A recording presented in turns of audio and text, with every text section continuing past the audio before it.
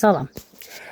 Son zamanların ən aktual mövzularından biri də budur ki, süni intellekt müəllimlərə əvəz edəcəkmi? Əgər biz istədiyimiz mövzuda süni intellektə sual veririksə və verdiyimiz suala ətraflı, hərtərəfli bir şərh alırıqsa, o zaman süni intellekt müəllimlərə əvəz edə bilərmi kimi bir fikir formalaşıb.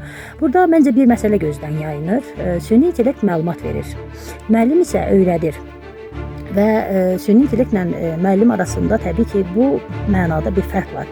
Doğrudur, süni intellekt də bir müddət sonra özündən əvvəlki məlumatları ötürəcək. Necə ki, bugünə qədər müəllimlər ənənəvi şəkildə bunu edirdilər.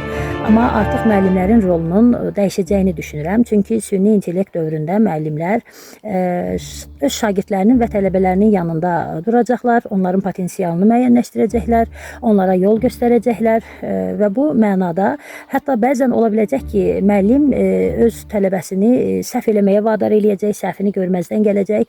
Bilirsiniz ki, süni intellektin belə qabiliyyəti yoxdur və heç vaxt olmayacaq. Çünki süni intellekt müəllim deyil, insan faktoru deyil. Ona görə də müəllim bir mənalı olaraq öz peşəsini biraz dəyişəcək, yəni öz stimulunu biraz dəyişəcək, ənənəvi müəllim tipindən çıxacaq. Ona görə də indidən müəllimlərimiz buna hazırlaşsınlar və çünki gedişat budur.